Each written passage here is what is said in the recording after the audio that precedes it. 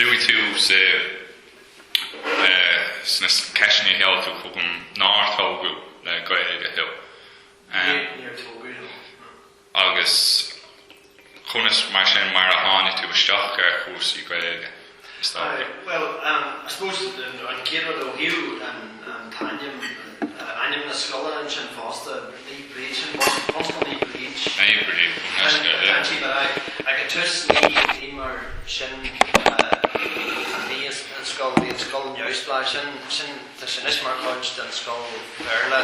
agus hosaí Virginia an scoil mar scoil Neamh the random Bunscoil Labhraí sin an ní bhaitiúil an seo ní bhaitiúil am hiarrachtaí lorach so ní Labhraí has sé mar Bunscoil Labhraí agus bhí sé Neamh ní scoil ní scoil cáiteacha bhí an just call it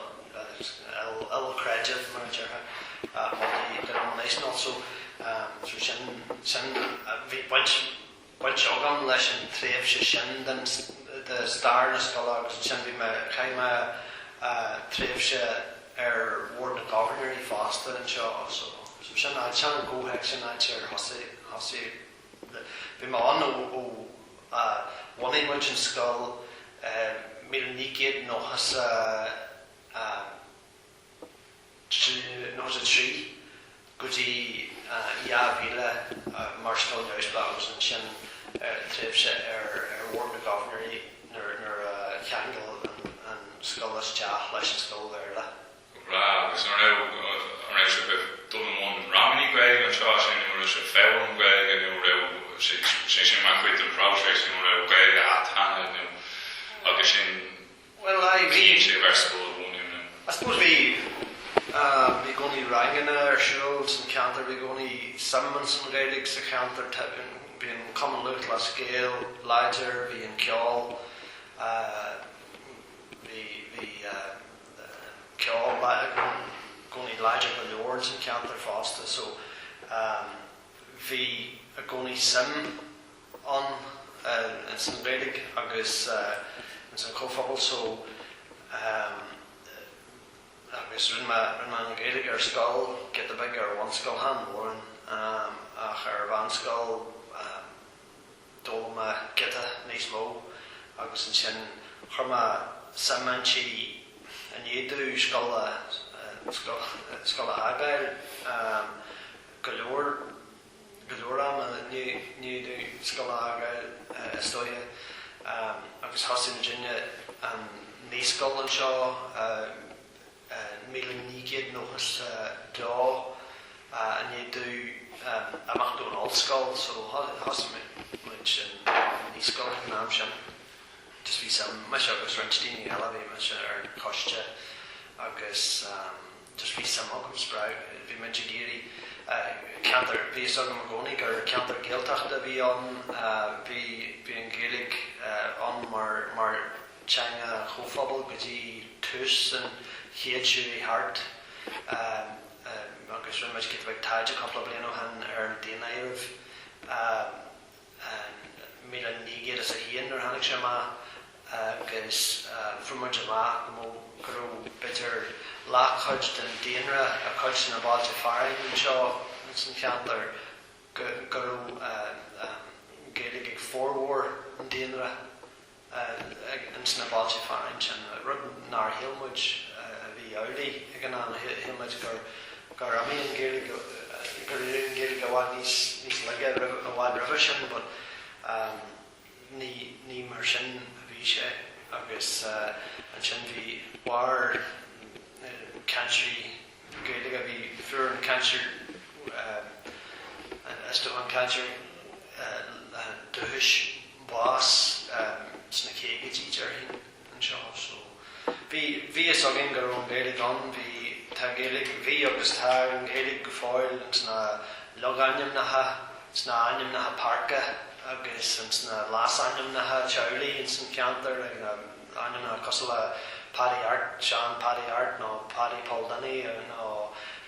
Andy Padamnik agus stuff mar sin agus dasna níos leis na ainneamnacha seo like Hart Durham agus na ainneamnacha parca go fáil an Gaeilge agus Coidmór Gaeilge Fitcha Fríd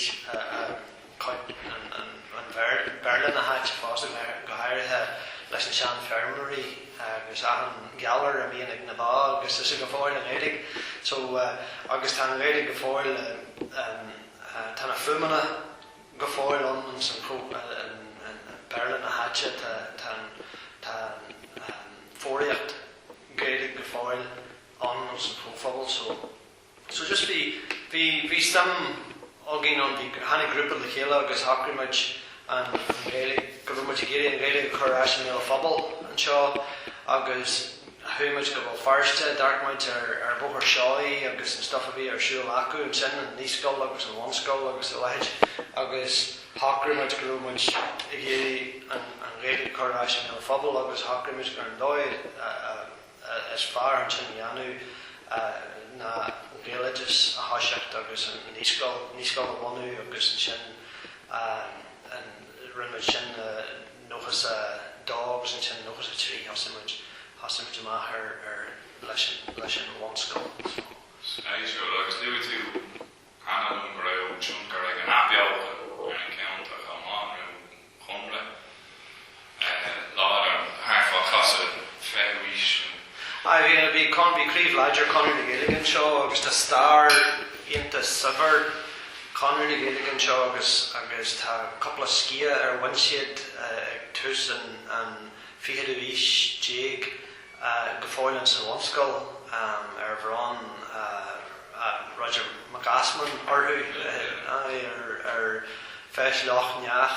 Harla Dreid an Túma an sin 1995. So for winsiad bhí trí cinn acu an tá cinn amháin tá tríú cinn an is Bunscoil Labhraí ach an dá cinn atá agin seo faoi láthair winsiad an críomh actually trí bliana néag chéile so an réal a bhí acu ag an am cinn perpetual trophy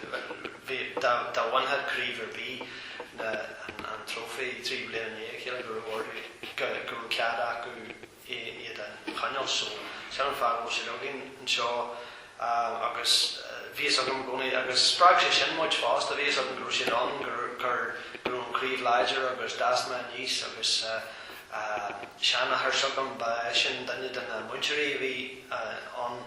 agus dasma níos leis na sean daoine hartar an rás ceanlam seanna thar sogad leach sé na lein na Gaeilge agus bhí go leor Gaeilge acu ag rinst na sean daoine mar gheallar an críomh a bhí an na ficheadú ís tús na ficheadú ís so go háirithe bhí sé láidir agus an sin chus láth an críomh Conradh na Gaeilge tíir se níos leige linn an ficheadú ís agus idir síolpolíteachta agus ahanrad eile agus an cogu agus ahanrad is dóigh gur chail daoine samman san Gaeilge le linn an tréimh sé sin so but rud sprág siad muid chuir siad an síal dúin an rud a hasseacht ar éist agus hasí Virginia is na tús na nóchaidí agus muid an ólas fan opera le go teanta acu agus an star agus an éagsúil so bhí an cinál híl leanúnacha saon bhí an áireacht an bhí sé fasach ar bhí dainte ag daoine chu bhí ráh ach an raibh cinál leanúnacha saon i dtéirmí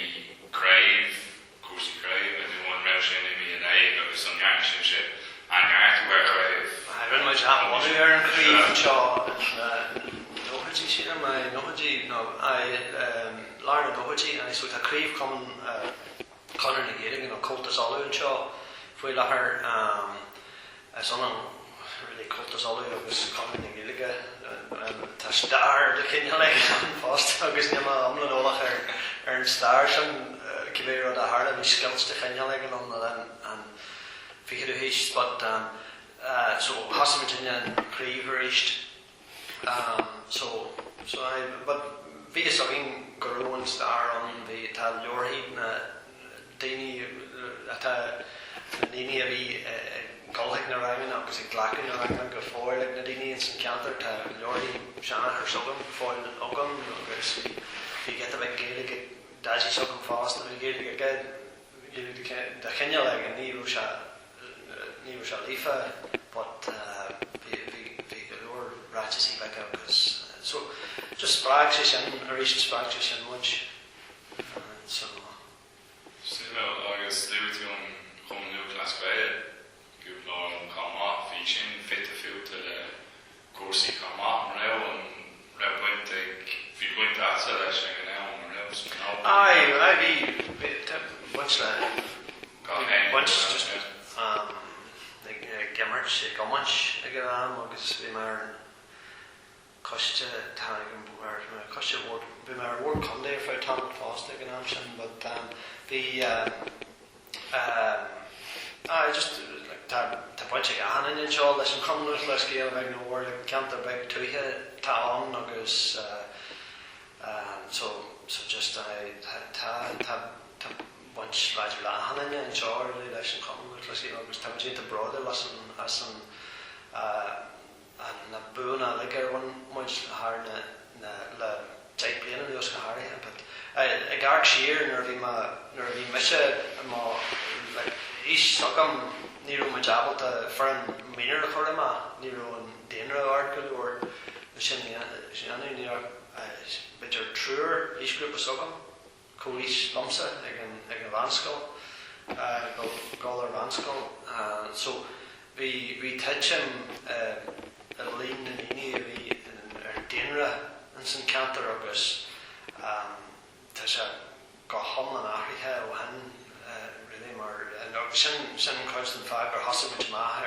ar an cúiste Forbartha níhé gur hosamid maith ar an réalages leis híon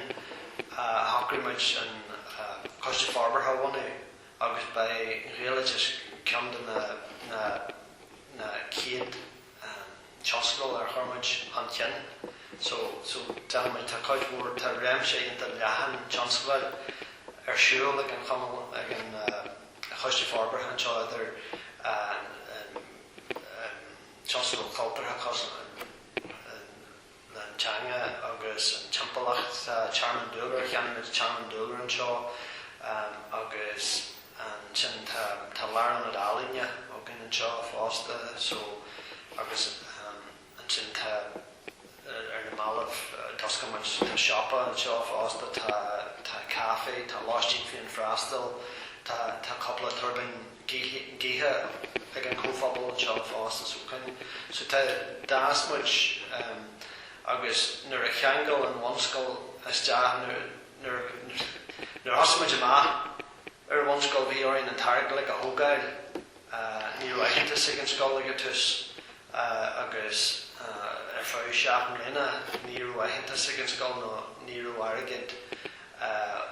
ní bhfuair me targad ó ranide so bhí orin an targa le a hógáil agus bhí sin íonta dulaí ar fá agus ar fá 8 mbliana nó 7 mbliana go lei bhí orin an targa le a hógáil leis bheith agus na muintirí so bhí sin céim rá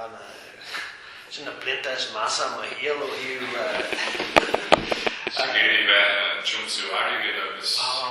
sin dóchais bhí an gáilthart ar na cluichí Conradh le scéal an seachtain na cluichí championship agus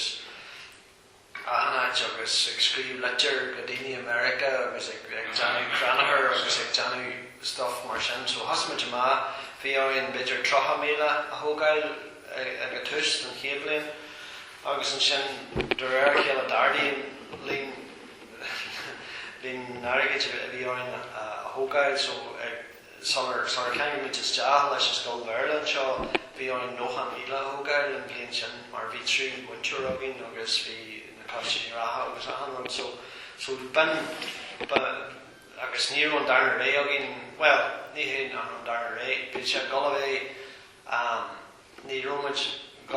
ní romuid am íon rud eile anú seachas an villages agus éachan an sodal, so nar a cheangar muid isteach leis an scoil bhéarla, thug sé sin deis buin caidmór a dhéile agus sin nar hasamid ag deanú ar bhád níos mó aber cóphobal. So hasamid ag deanú gobar leis na daoine óga taobh muid an scoil rud atá aonanta tábhata le ó híú an Gaeilge churáis mar teanga cóphobal agus an sin hasamid thugmuid an áit an bhfuid fuair láthair agus sin dur ar chéile níor an é doing aige a thógáil dom scoil ar fáil seach mbliana níor creidimiid go first as a bhí sé just jonta se eil obair cóphobal mar bhí cosc ar scolanna thuras faine jontais heag an Conradh agus ridhhaid áitina eile mar tagann sé sin faoi statutory service agus má service atá an rialtas an agus bheith solathair ní bhíon na daoine san Conradh nó na héantais nó be ag tuairt airgid de aonrod a bhain leis an scoil so bhí áid an target an le thógáil an coideas mó formuid get airgid ó formuid airgid ó an Fund for Peace and Reconciliation coide but coideas mó de bhí áid na thógáil so nar a hasamid amach ag obair cóphobal níor creidimiid cé go first as a bhí sé le just jonta sé chuir tú tionscadail le chéile chuir tú Pléann le chéile chuir tú isteach agus chuir tú beidir deithfuin géad a dargad híon isteach agus féin tú jonta sin nó faoin géad nó seachtas a cruig faoin géad nó gníomhaire so ban so sin ané an sin le a dheanú ar fáil seach mbliana hagrimid an foiineh le agus an taithí le agus na daoine le a dhearú isteach ar obair cóphobal agus sin an feadh go bhfuil an air sin stuff ar siúil anseo leis baptism of fire mar deir siad an murda a bhí an so sin an feadh go bhfuil tá ruí go fíorhaid anseo ó hiú an cóphobal a orbert agus an obair aige dhéanú agus tá leis na chédaoine a thuí fríd an réalagas tá siasan leis ag tógáil tlainne so tá ag tíir deachar leis agus ag deanú bhád níos mó stuff le teirlí ag tógáil tlainne trí bhana Gaeilge so tá an céadlún eile teachtamh agus tá chuid mór den obair tíorithe isteach ar gcathair ar na daoine óga ceannasacht de orbert a másc na daoine óga na déagóirí agus na daoine na fichití fásta agus an darnad luúna ag teach fríd agus an Gaeilge sa teach agus sin an rud sin an mór sprecha táid Gaeilge bhainte má go mé an Gaeilge arás sna tithí agus tí futíre so go dtí go bhfuil sin ag tarlú ní bheith sí saoil sin ní bheith sí arás mar ceart am héile phobal. Agus go bhfuil sú tá rá gur ascar an dascar sé a cúlraach chun dul an reit leis an báinú túthe agus céim fá gur raibh báinú túthe sin atá go dá leat an aspa fustiíocht nó aspa séirí sa cheantar nó go láirúí bheith. Go leor aspa servicí sa cheantar aspa tíochta agus sin an hasmuid máil a dheadh tionscadail céad ceann naiscáil a bhainú darna ceann tíocht Ireland san cheantar agus tá ghlac sé beidir seapan mbliana an tionscadail tíochta bhainte maith mar bhí an treis leis na Pléann so sin an feadh tá Forbartha tíochta anseo ag an Cross Valley agus ní bhain sin ach bhainmuid amach bhíon an Pléann cheantar de chuid choras planala bhí sin bhí breithnú le January sin agus tuisgur Richmond leis na Pléann agus dheoltaí siad na tithe go tús agus bhí áirí iad ghlacu ag an Pléann Appeals Commission agus déantaí an Pléann Appeals Commission. Céim bheann a dheoltaí siad just cúsa tíim leachta nó just náir siad géirí an tithe a bheith tócha faoin túil. Níor aithinn siad agus níor aithinn siad gur cóphobal a bhí an agus gan na tithe ní bheith bhíon cóphobal ag tuite mar anlige ar banú bhí cineal banú tuaithe bhí cineal Fishes Circle a gceist sin daoine bogadh más an cheantar níos lú pláistí ag an scoil agus níos lú daoine ag an club agus de réir bheith an scoil dreidte bheith an club dhéanta lag an dreidte so bhí sé géad an cartal sin an bhreis an cartal sin an bhreisiú agus so tuisgur Richmond leis na Pléann gur leachmuid ag an Pléann Appeals Commission agus an sin bhí an plán cheantar in airde fin breithnú tuisgur nearnamuid sin bhí me jabalt aigeantas air don mór cheantar mar dispersed rural settlement bhain siad air. So Virginia an tíon cheantar mhain an san mór cheantar ag an am leis an aigeantas sin. So mar gheallar sin bhí me jabalt grúpi beag tííochta thógáir an san cheantar nó bhí me jabalt da mé coppla teach an academic chéile agus spás antarthú bhí abalta ar siad an full development a dhéanú air. So mar sin bhí Virginia abalta tithe thógáir san cheantar nuair nachró cheantar heile abalta sin a dhéanú. So sin coidean feadh gur dúirí an club óháin níos láidir an club ar bhéile mar bhí daoine abalta teach thógáir le meice le teach muintir sacún agus bhí coppla coppla big farmers big tíheachta an seo fásta ceann me leis an club ceann an Crush Valley an seo agus an sin clusters seo an siúd ar fud an cheantar. So sin an feadh bhí me abalta daoine chaneal sa cheantar agus tuisgur nuair sin stuff ar siúil fanne daoine yoga agus chualaímuid an bhráise sin agus bhí cartal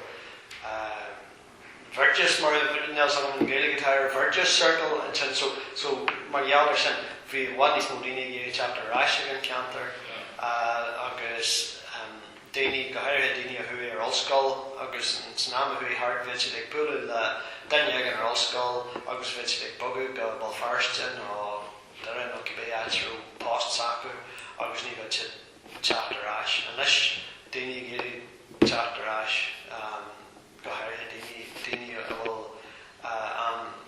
abalta abalta bhfuil deithe sacú agus rud eile chomhaithe sin tá chuid mór fástaíochta san cheantar san Arnold Tógala chuid mór daoine in a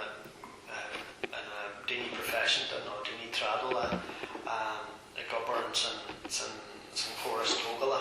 agus tá go leor cólachtaí master mór an seo abalta agus tá daoine abalta tuisglóid cineál ar an phríomhbhaile idir agus bal fairste agus tá na boiche bhaid níos fearr níos fásta tá daoine abalta cónaí an seo agus bheith gobar bhfuil fairste. So bhíonn se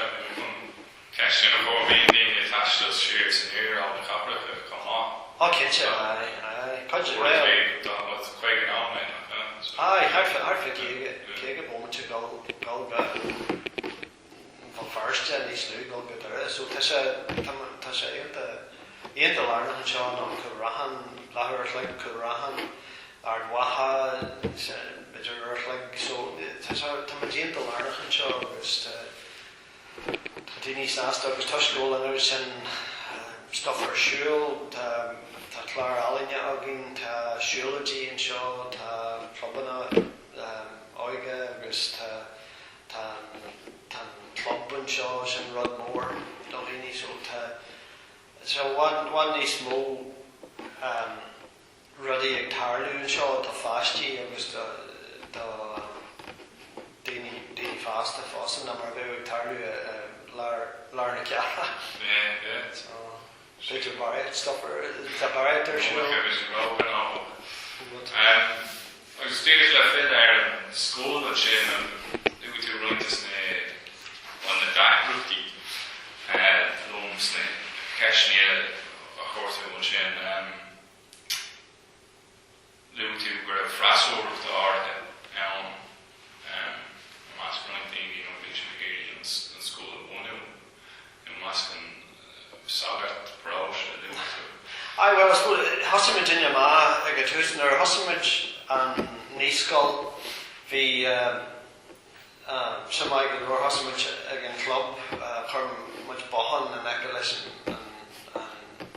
hála mór ag an club Conradh le scéal agus hosamid ach an bhliain an dhé bhí muid géirí Bunscoil Solahar Bunscoil bheith agin agus gormuid leis an sagart fáiste an sin fá ina dónú an san scoil Bhéarla agus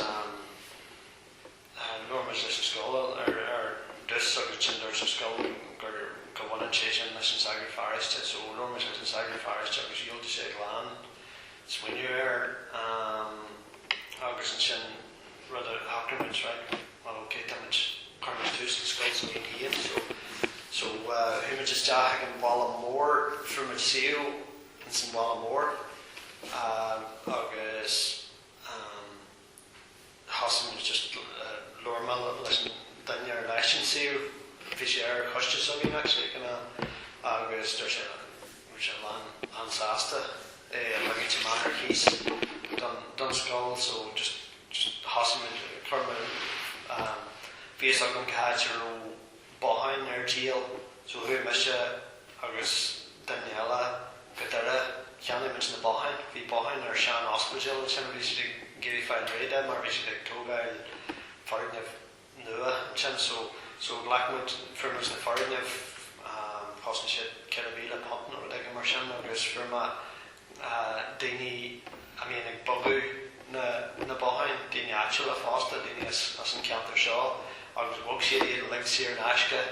agus firma fear eile le Dhoire agus rinmuid an siú ré agus tahaltóirí aige agus rinmuid sin le ré just firmuid a báin churmuid a báin ar siú agus churmuid alt sa fapar fanne muúir scola agus hosamid scoil so sin an dóid Wrong, cúlra wrong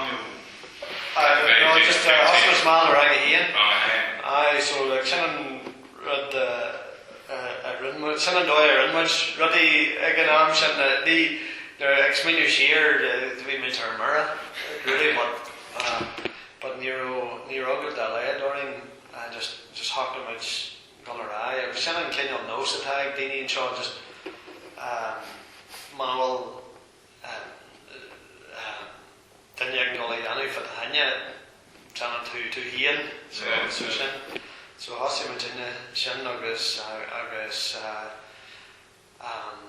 thuí an sagart fáiste ar stréis a chluigean fan tuisce rumuid ag ghlacu na pláistí ba chóir dá bheith gulthaigh an scoil áitiúil an seo ar hiúil ón scoil agus so ar fáil bhí sé teasaí go leor ar fáil 7-8 mbliana an sin agus ní raibh cead agin an nuchtleid ar fáiste úsáid nó íon foirgnimh a bhaineann leis an fáiste úsáid nó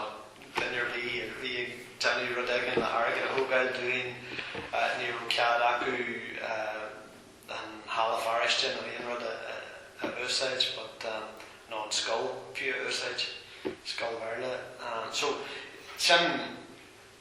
an dóid ar úsé ar fáil tamalt agus an sin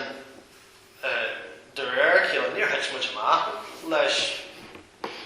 an sagart fáiste ná mar bí intéir teite má linne but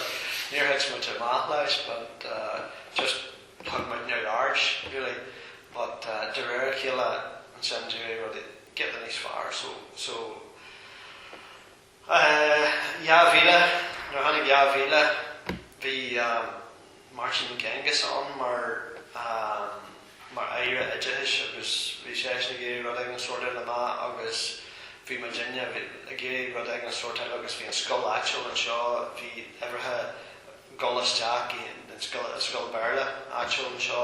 bhí eibrithe bhí golasteach go master éisiúil so agus bhí forbartha nua acu fan am sin cin bíal doras so gan mór pastí golasteach so just bhí sé fortunate doing the like go mé muid ag golasteach mar aine den sa scoil bearla agus ar an tuiscint nuair bhí an scoil mór go leor go mid sa cheantar mar scoil neamh céal scoil neamh mar sin an rud a tharla an nura a tharla sé sin an nura a baile stíl just couple of blian rubber sin so sin an rud a bhí siad bhar sin tarlu gan am sin but I suppose the rare céile Jerry lín an altaí níos luúins an taobh well níos luú an I really níor éir siad mór níos luú just tá siad but dachraí na réalaithe ó hiú an bhuanaiste agus lín an altaí a bheith bheith freastal ar scoil go mé an scoil sin an bunaithe so dachraí na réalaithe go pointe so tá scoil tuis da mé an dá scoil scartha sa chéile tá agla orthú go mé an scoil bearla ag dreidim mar gheall agus sin an fá really nar scéal nar scéalaú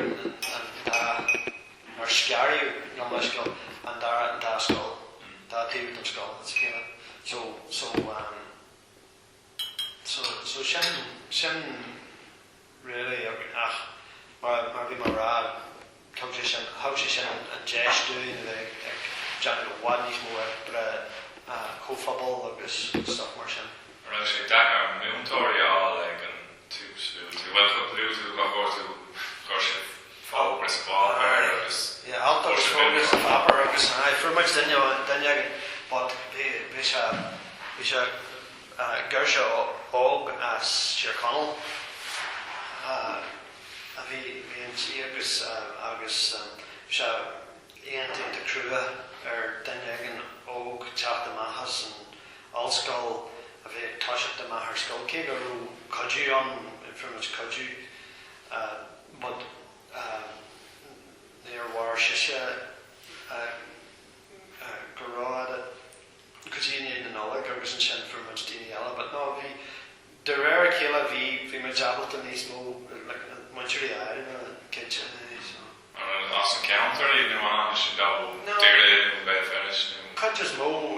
taobh muid an ceantar an céad muintir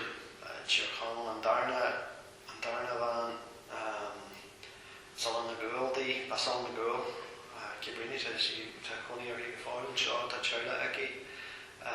muintir scola tá sí ag Bunaíodh Bunscoil áitiúil an seo leis agus Pléann Niall as Conradh agus an sin Pléann Niall as Baile Pléann Niall as Siarcanal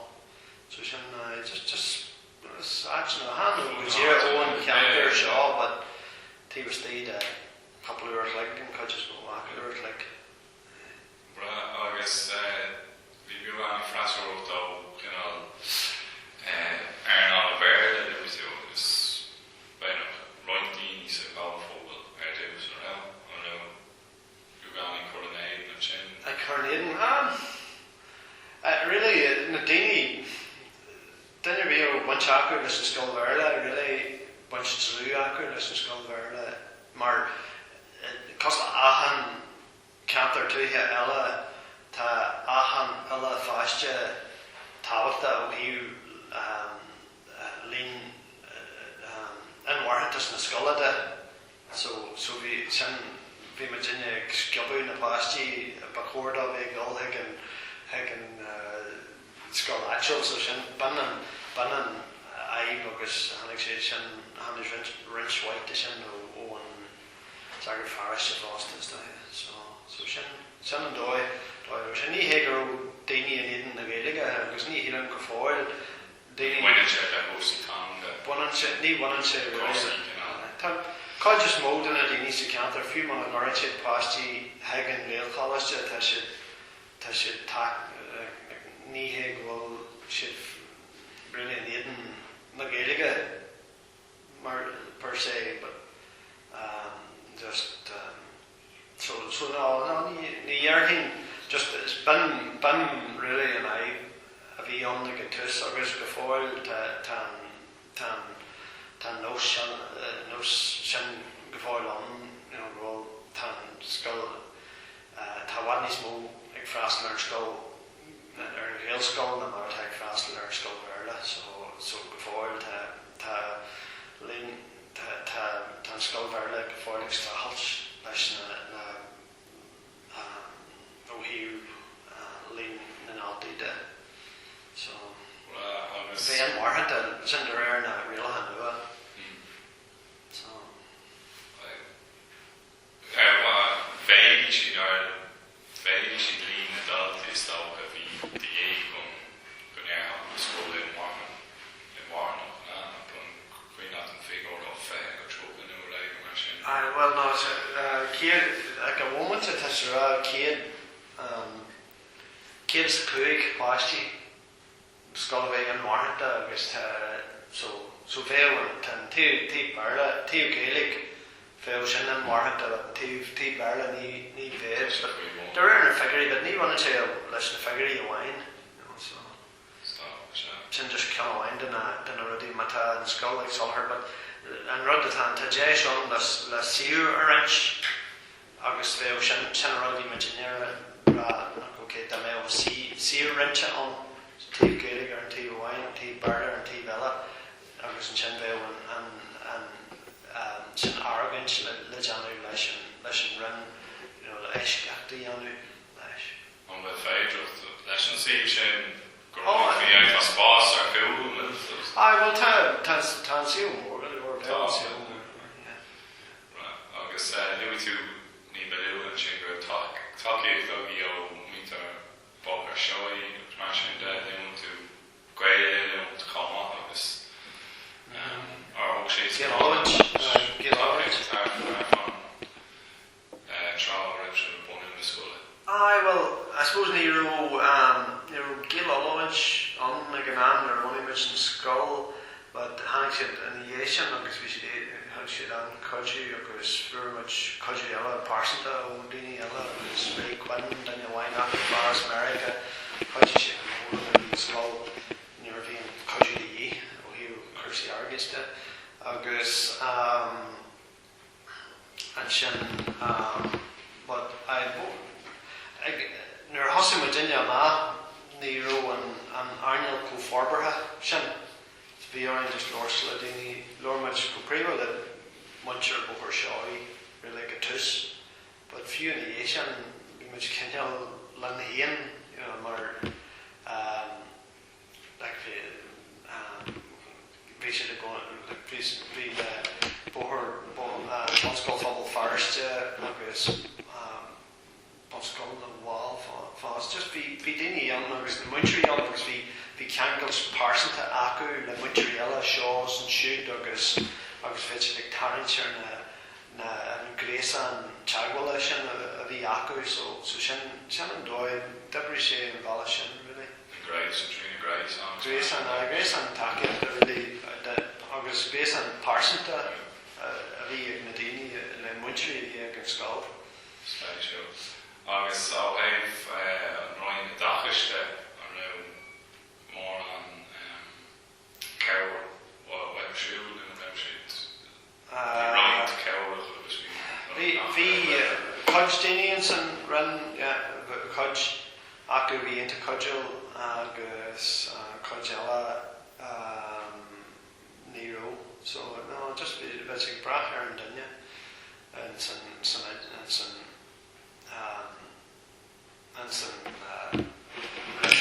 ní raibh mór an buinteagaí leis an run Bridget Garhassi, which is Candles, is Japanese, and Skull Perla. The Hannish at Maran shit, a Kegarachtar and a Skull, or Skull, which on Maids or Inchid. Agus we bunch of English, the Chagwell of English and a Kegari, but some Maids near Huxidarigan or Lidoin, near Huxid, Vima Single Marans and Fowler and stuff, or Cormahowick or Golden Target Fleets and Fund for Peace and Reconciliation. We undergone Marvi Lena on a fur John Humus girl should call like tackle integrated education up inside Mission education, so we should how should our target Fleets and Fund for Peace and Reconciliation. Go Harry and or we much Candles established and Skull just a couple of plain revision or we much out the Argyle leis and Gaeilge or couldn't bid your shot between Gate on Fund for Peace and Reconciliation hope. So we August we Hannig and targets and Freach and Run August we should eat the cudgel and then we on the Ganam Stephen Pover we say eat the cudgel August we was on the cudgel August on Corda but firmage and targets and Tushkinch can grow exit strategy again August by an exit strategy again that Candle established in Gníomhaire August we Gníomhaire is asked the Shema so folks are on my more so what was Kegar Hannig Bidger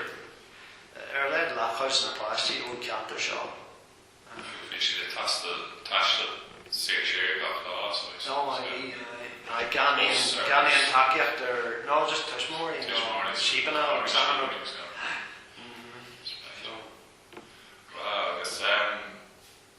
more or less Gaeilge Congress due to go hard to railway and Gaeilge leis Congress Catholic Public level and Josh new leis Congress Protestant well listen Patron and we should apply Cozy Patron I couldn't imagine going in Chagwell listen aspect of an aspect tackle galore but just Nero and Sagar Forest Nero Neilian Cook Neil Moran Cooked again aspect air no Neil Moran smacht air and Sagar Forest I don't say he was the Lamaster Forest is like a so but no but so Nero Ian Skull online Neusblatt a bhí on Free Steer Board Governor Sullivan Hain so our food shop agus around Pléann Bunscoil Naomh Bríd well ill credit I run shit in the sacrament but fear who go Stephen Reid and Forest to listen to sacrament Ireland so like good so Shin that quit and hold listen saga Nero but Daggy and Jasper between Amblian who must go by the screen no Dhoire no Gníomhaire space Sutra I guess Stoke but we saw Cantor really Nova Sakuig from Gade Kachikach Nova's a nice mow better so some Niheg will English Protestant no Tiva Stephen Cantor Neil English Kachikach few Tiva Stephen Cantor to shin Nick and Palomore that was Kinnell but I say and Cantor Slap Niall no Carn Tóchair to réimse other Forbartha Codges Road Forbartha Bunaíodh after Codgella Forbartha Sutri so Swatra so Shin so but Neil English Tiva Stephen Cantor to Bidger trained and Deireanacha changed to draw and Sutra no Bidger that nice mo cost a lot of and Deireanacha and Cantor changed to draw and Sutri from the so the bunch happy parish Chinsutri agus Coachella, parish O'Hara. But that skull Lonnie parish O'Hara than Bunscoil Lonnie agus sin an fagabot if we steer Sagan Forest. Agus mar le cúrsaí polúil an sin útú Mark McGinnis an sin agus I déirní polútóireáitiúil an rá takeíocht weimsiúil an rá nuair bhí man gcónaí deagháil ná agus bhí sé takeáil goleor agus bhí sé géirí an rud ag an chóirte na mátíobh tíad an dahraí siad na réalacha but dísí siad lín an altaí a bhí le scoil a bheith an bhunaithe ag an am sin ó scoil nua a bhunú actually but ní raibh mar títhe go a bheith dísí siad é ó trocha go dtí fiche sa seach go dtí 8 nó ag mar sin but ní raibh mar títhe go 8 ail le scoil Naomh Bríd ag an am sin bhil dísí siad a ríiste ar na bitir cúig bliain in the dúin cean go isteach leis an scoil Bhéarla dísí siad a ríiste ag Birch Jake in the Asian agus bhí muid just Beidir go mbeidh muid an scoil Naomh Bríd dan éo na réaltha sin ag an am but ní raibh so Ons bhí blinking na cáláirí le leis sin rá páirthe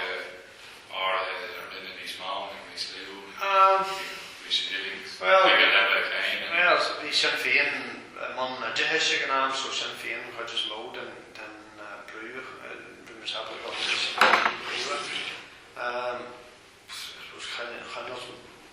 chaine muid a deagháil le SDLP fásta agus just a Carn brú agus is féidir so sin but I go príomha cé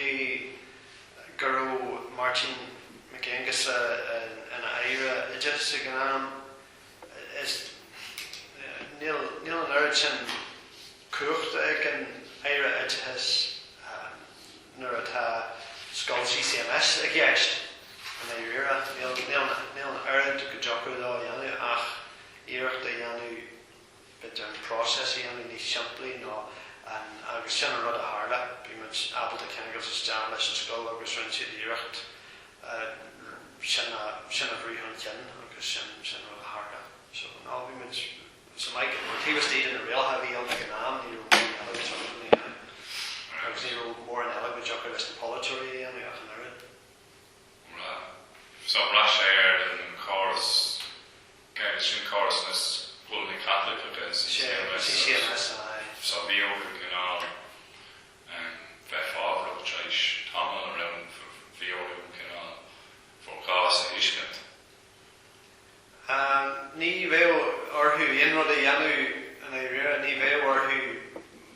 glacu linn but ag an am céanna bhí fir siad forigh nua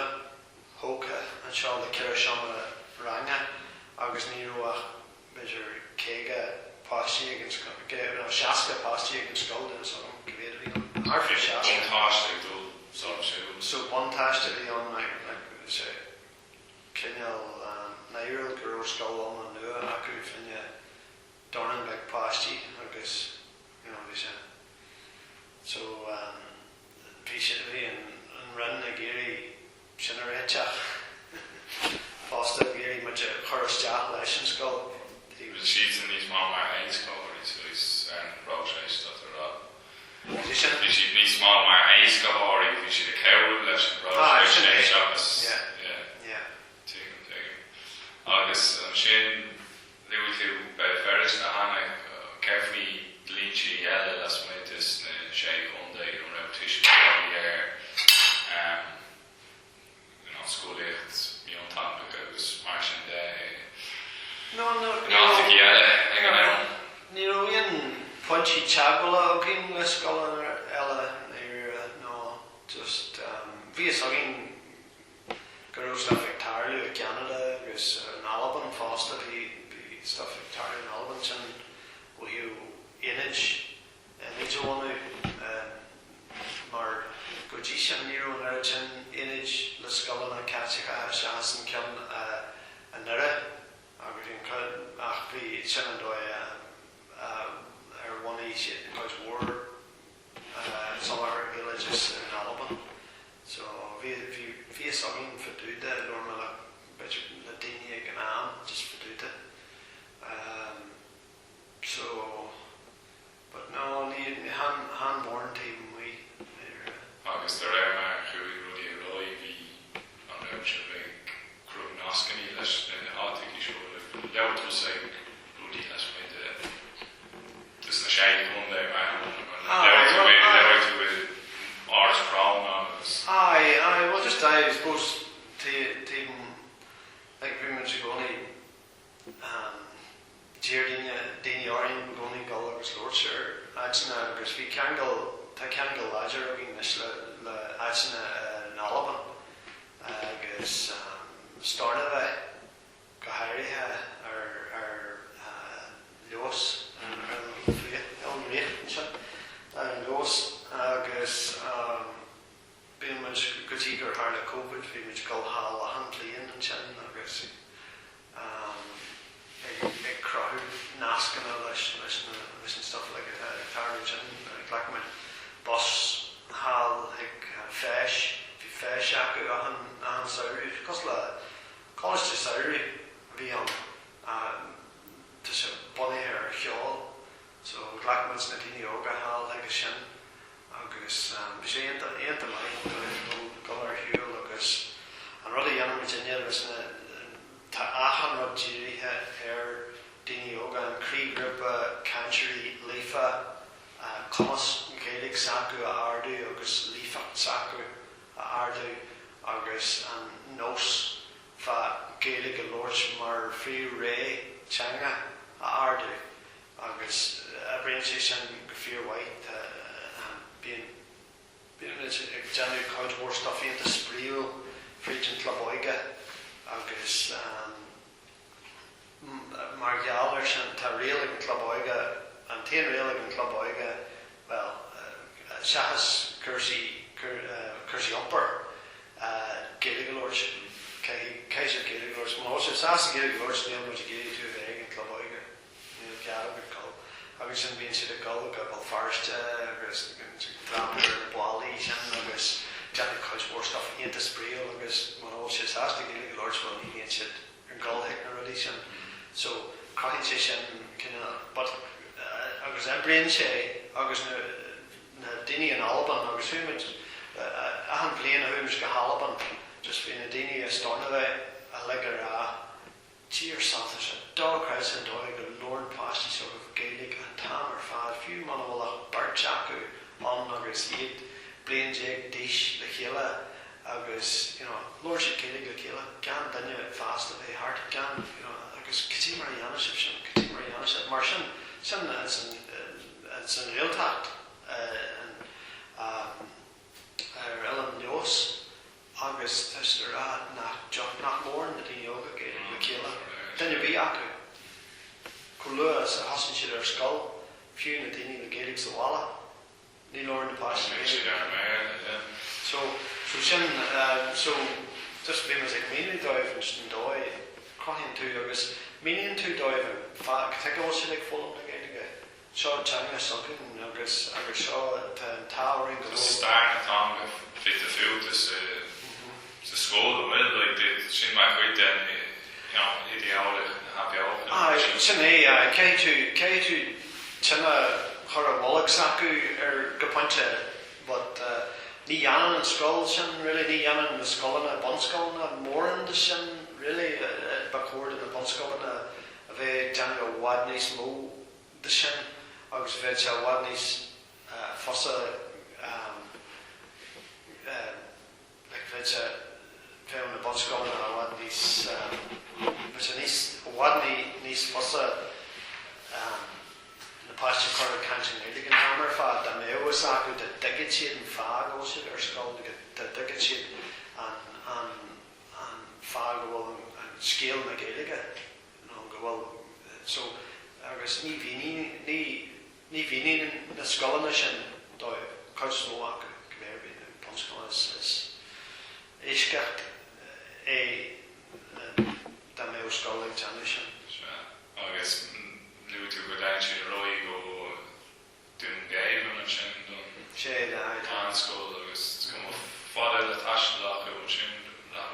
Chan mór an fí bómante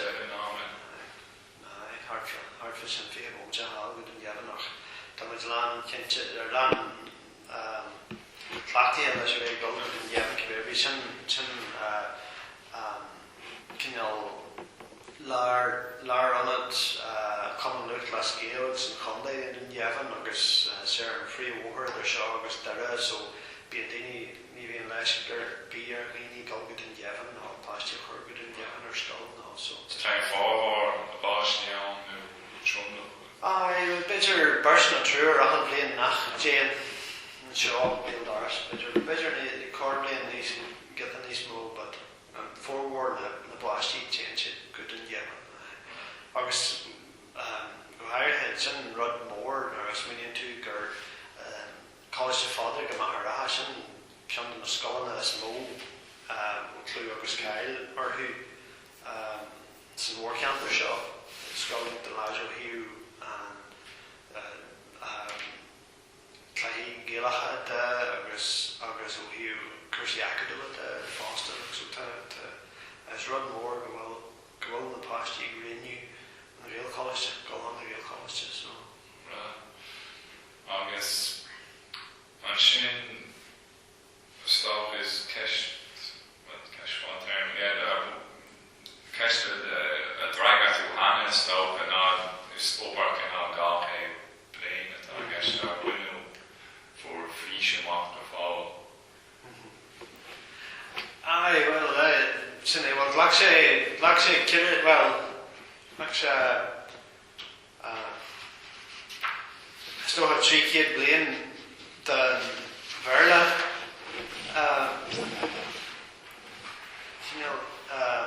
na nuchter eyes a cheantar seo so lach sé couple of kid blian ar na leid sto go mé Gaeilge agus a beidir so least so we chuid bhil or Pléann cheantar a gceist leis an Verla chur míle phobal ach fé le is sin léige well sin Pléann cheantar bhí an Pléann teanga bhí an really an Verla chur míle phobal agus hasí siad leis an idithas rud cinnas de muine dhéanú leis an well hasí siad bhd rih sin le cursaí economic agus socialta agus cursaí slí agus an rud but an rud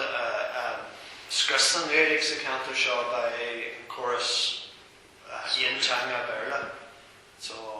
sin tá Virginia gé an chorus níos chumsíthe a chur ar fáil so leis an Gaeilge just go mé an Gaeilge agus an Verla ag na páistí so but ná ghlacha sé sin tant mar tá darna lunig te fríd anis so sin daoine a bhfuil Gaeilge bhasra acu a mé ábhalt Gaeilge hórsna fáistí ón Cléomhain agus dúréirchéal agus tá mentracht ar siúil tá daoine bansogam deanna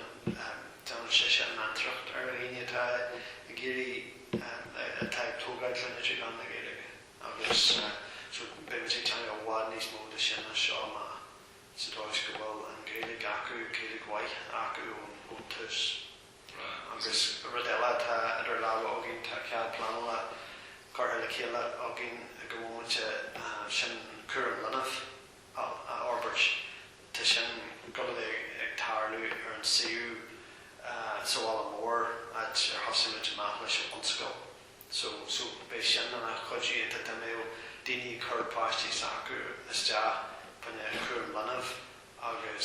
Gaeilge like and Tamar Fad, it's a cost like la Pasha Hogail the Gaeilge, so to sin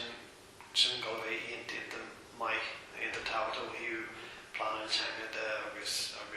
Forbartha the Gaeilge agus lífa agus so. Agus liú tú na glúnta tá cúlra agus an cinreacht atá a gceist leis nó cainteoirí sppraige sin cuid an ráis leis tá go dtíine chuúchtú nó an glún á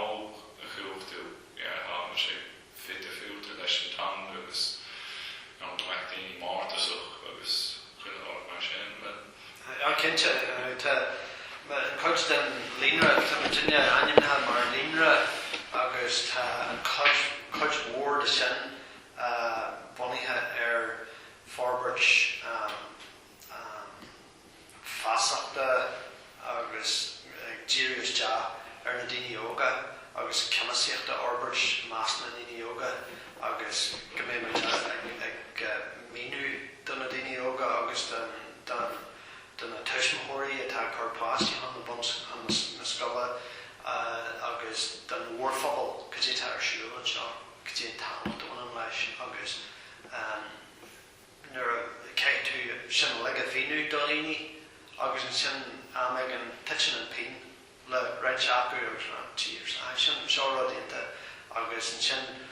nuair a dhéanam tú sin tá se bhád níos fosa daoine ceantarí Forbartha nuair a hagann siad an rud atá gceist so agus má hagann tú sprecin na dóibh agus má hagann má hagann muid ceannasaíocht ag teafríd in sna daoine óga hagann an sin a chothú fásta agus idir leacu an tosaí agus róla ort dóibh agus goméisiid páirteach an san rud a hanú ag tarbe so. Agus liú tú an sin ceistearna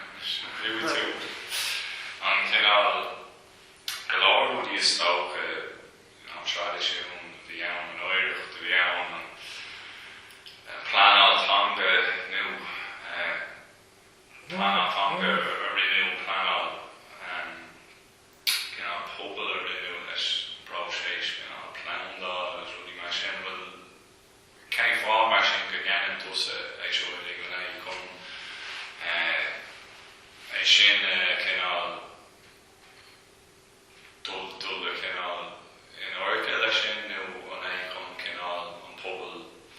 martá inis a sppraige. Sort of dagen go tír títar an céim fá go gceann tú an óbhar ilí go buniú so ceis fiallasú Ken Nopper and just an annual Idir an bhaile idir an tágá pobal céim cúis cinál pársanta bhfuil at le lein. I suppose Forbartha go football really sin an rud agus sin an rud atá hosin muid má agus an sprecahí agin leis an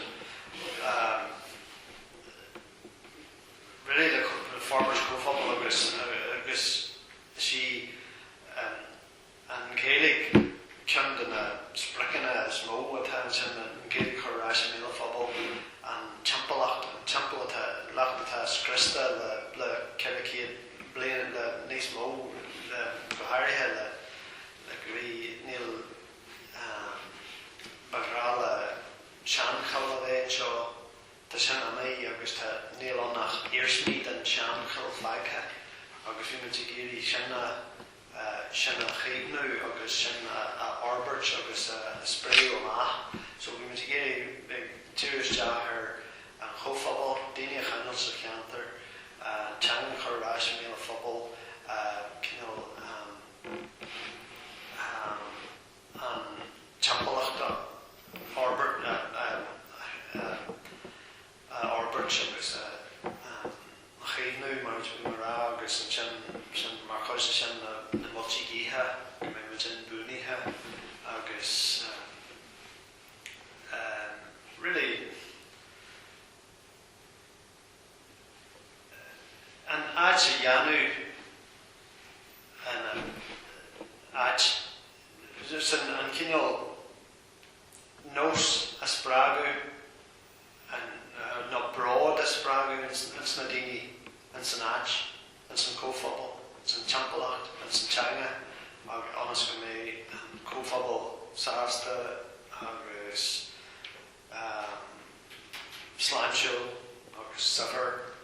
Severus teanga Severus go me dini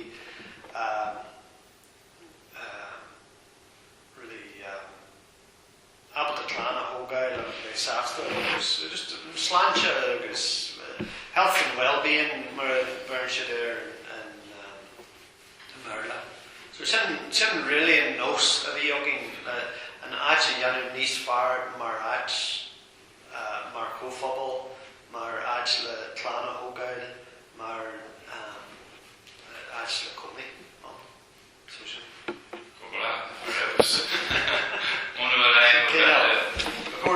When you get the nice mower sin or pocket nice fire curl sin, but there's a dilly sin.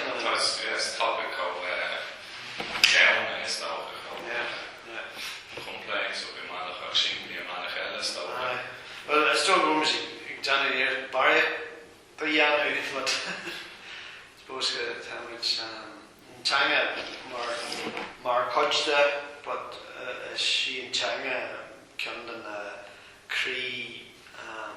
Spracana Taogin though here and here Cruisy Forbartha.